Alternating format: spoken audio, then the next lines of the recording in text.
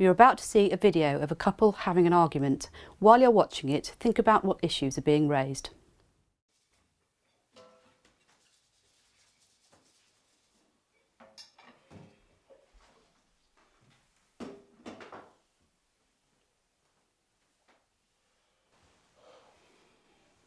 Look, I'm really sorry that I'm late.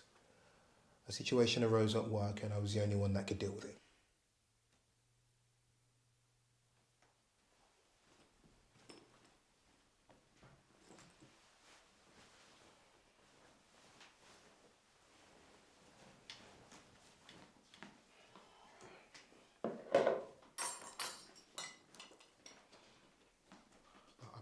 I'm not hungry. I had a sandwich earlier.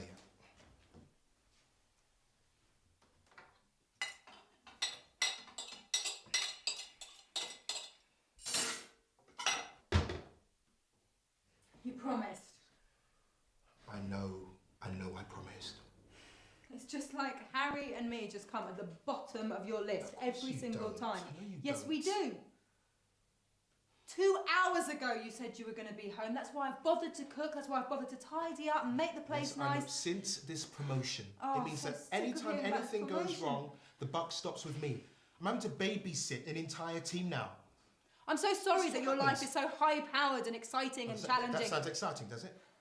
It certainly sounds a hell of a lot more exciting than being stuck at home with a 6-month-old baby who just wants to feed constantly, that you can't do anything. I can't even go to the toilet without having to take him with me. Let me take you back to a conversation we had last year. Oh my God! You signed up to this. Michael, you agreed I'm your to wife, raise not your our client. son. Stop You agreed to talking to raise me like our we're in son, court. and I agreed to accept this promotion. I did not agree. That's what you to signed you up coming to. in past 8 o'clock every single night. That when you do come in, all you do is get your laptop out and start work.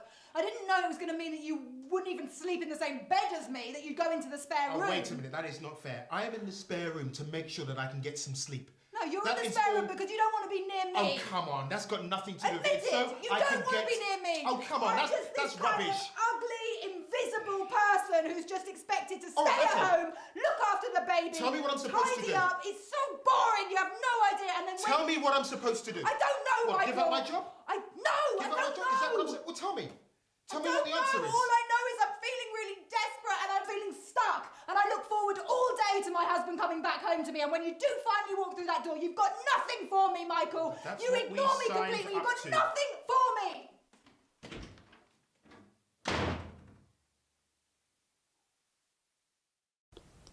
What do you think some of the issues may be? They've got a new baby. They've become parents for the first time. Their shared feelings of vulnerability. They're physically exhausted. They're emotionally depleted. Unconscious echoes of their own parenting. The woman's worried about not coping with the baby. The man feels pressure to provide. The woman doesn't feel attractive anymore. The man feels useless at home. The woman feels neglected by his work. The man feels excluded by the strong mother-baby bond. These are some of the issues. You may well have come up with more. Take a look at what Christina Glausius, one of our therapists and lecturers, has to say. Her words are followed by an alternative discussion that the couple could have had. Couples who start a family can often struggle to cope with the demands of the new baby, to becoming parents as well as partners. Whether babies are carefully planned or come along as a bit of a surprise, nothing can really prepare them for this new reality. Even seasoned parents can be thrown off course by the arrival of a second or a third child. Now, some of this is due to sheer physical or emotional exhaustion, but conflicts like this often have a much deeper root. The couple we just saw had an argument quite unlike their past rows. This is because when partners become parents, this can bring up echoes, unconscious echoes, of their own parenting. The arrival of a needy and vulnerable baby can bring up feelings that are really very hard to cope with. Of course, it helps if the couple are able to say how they feel, but it can help so much more if they can find a way to speak about their fears and anxieties. The couple we just saw rowed about something a lot more than tiredness and anxiety, Perhaps the woman is worried that she isn't coping so well with the baby. She fears that she has changed so much that she's no longer attractive or lovable to her partner. Is it possible that that's the real reason why he's staying so late in the office? She's worried that the marriage itself is slipping away. But if both partners can find a way to talk about these hidden fears, this can change the whole tone of the argument. In this case, the man knows very little about his wife's true anxieties. And it isn't because he's unloving or he's lost interest. It is because at the same time, he is caught up in his own nightmare scenario. He assumes that his wife is a loving, natural, capable mother, and that can leave him feeling clumsy or inexperienced. When he sees how close mother and baby are, he can sometimes feel excluded. It's as if he's good for nothing anymore but for paying the mortgage. His sense of uselessness, it takes hold and then it grows inside. But when both partners can find a way to talk about these hidden fears with each other, it's likely that they're able to discover how much they still share.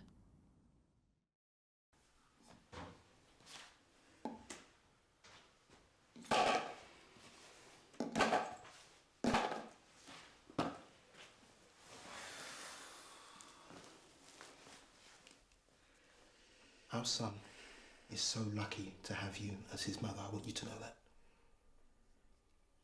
You're doing a fantastic job, and I feel the same way about you as I always have. Nothing has changed.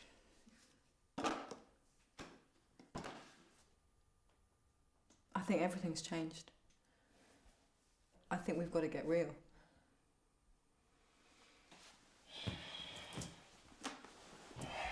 You know,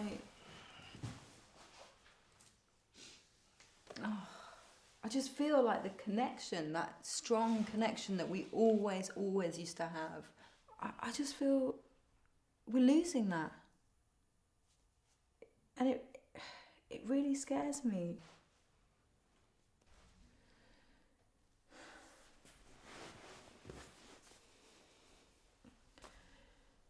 And you know, the truth is I am really struggling at home. You're struggling?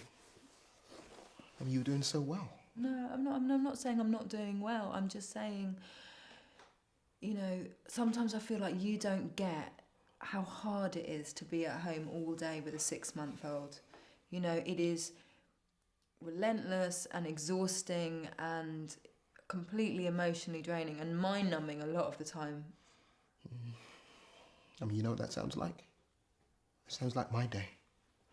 I just feel like work is just taken over. My head is in such a spin, you know?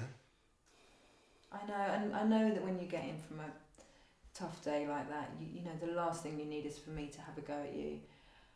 But I don't think you realise just you coming home is like the highlight of my day. You know, I look forward to it so much, and there's so much I want to share with you about Harry and what he's been up to, but by the time you do walk in, I'm in a state, you know. And I'm feeling so sad about how much you are missing, because... I mean, imagine how I feel. Yeah. You know, I was late today. I've missed bath time again. You know, I see you two together and you look so fantastic. You know, and I just feel useless. You know, I feel like my dad, and I am so scared. Michael, honestly, you are nothing like your dad. That's how I feel. It's so crazy, you know, because I feel like you come home with all these stories about how stressful and difficult work is, and what I hear is you've got all these amazing people to meet and interesting cases and, you know, brilliant minds around you to talk to all the time. And meanwhile, I just feel like my world is just getting smaller and smaller, and you know, I feel like the world only sees me as a mother, like there's nothing else. And I feel like you see me like that a lot of the time, if I'm honest. I feel that you don't find me that you don't find me attractive as you used to before I had Harry. This is all really complex, but I do see you differently now. But hey, look, I'm not saying that... No, Michael, honestly, it's... You know, I would so much rather that you are honest with me about what's actually going on, because I can feel it anyway, you know? I mean, imagine how I feel. I just feel like my only function now is to put food on the table. You know, and I don't know where I stand sometimes. Last week I tried to get close to you, and I felt rejected. Yeah.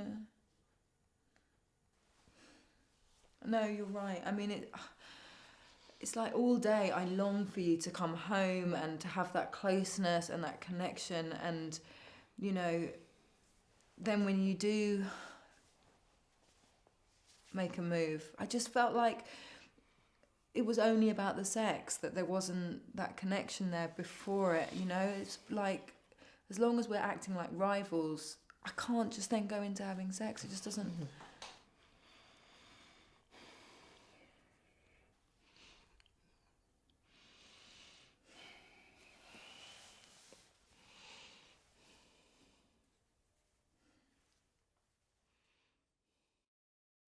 Couple therapy really can help. So if you're interested in training as a couple counsellor or psychotherapist, please visit our website.